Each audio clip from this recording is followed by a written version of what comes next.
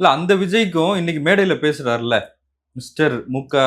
ஸ்டாலின்னு பேசுறாருல்ல, அந்த விஜய்க்கும் என்ன வித்தியாசம் பார்க்குறீங்க? சொல்லி கொடுத்துருப்பாங்க. மு.க. ஸ்டாலினை நீங்கள் முறைச்சி பேசினா தான், எதிர்த்து பேசுகிற மாதிரி இருந்தால் தான் எதாவது பேசுறதுக்கு முடியும். இல்லைன்னா வேற என்னத்தை பேச முடியும்? திருமாவளவனை பற்றி பேச முடியுமா அவரால்? திருமாவளவனை பற்றி பேசுனா இந்த எஸ்சி சைடில், அந்த அதர் காஸ்ட் சைடில் அவங்க டெஃபினட்டாக பிரச்சனை பண்ணிடுவாங்கன்னு தெரியும். எதுக்கு அதை போய் பேசிட்டு போகணும் தெரியாது. இல்ல அண்ணன் தொல் திருமாவளவன் அது சொல்றாரு சார். அண்ணன் தொல் திருமாவளவன் தான் மகாத்மா காந்தியும் சொல்ற மாதிரி. அவர் சொல்றதே இப்ப பேர் ஆயிடுச்சு மகாத்மா காந்தின்னு. எவனாவது வெறும் காந்தின்னு கூப்பிடுறானா? எப்படி இப்ப கலைஞர்ன்றது கலைஞர் தான் பேர் ஆயிடுச்சு. கருணாநிதியும் சொன்னா தகராறாகுது. சட்டமன்றத்திலே இப்ப இல்லை, அவங்க எதிர்க்க இருக்கும் போது ஜெயலலிதா அம்மா வந்து கருணாநிதியும் சொன்னாங்க. அதுக்கு ஒரு பெரிய கூச்சல் இருந்தது. பேரை சொல்லக்கூடாது, தலையில் அடித்த மாதிரி இருந்தது.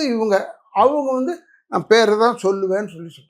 கலைஞர் வந்து பட்டம் எங்கள் அப்பா கொடுத்தது அவருக்கு, கலைஞர். ஆனால் அதுதான் ஃபேமஸ் ஆச்சு தலைவருக்கு.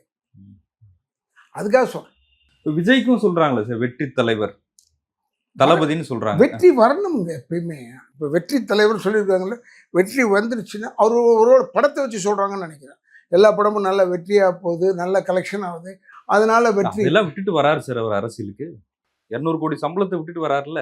அவரே சொல்றாரு, நடிப்பின் திரைத்துறையின் உச்சத்துல இருக்கிறேன், அது தூக்கி எறிஞ்சிட்டு வரேங்கிறார். அவருக்கு அவரே சொல்றாரு உச்சத்துல இருக்கிறேன்னா ஆச்சரியமா இருக்கு. ஏன்னா அது உச்சத்துல விட்டுட்டு வரேன்னா தியாகத்துல சொல்றாரா? அது என்ன பெரிய தியாகமா? ஏன்னா அதையாவது சொல்லணும். ஆனா நியாயமான விஷயம். ஆனா எப்படி சார் அரசியல் பேசாமையே ஒரு அரசியல் பேசுறீங்க? ஏன்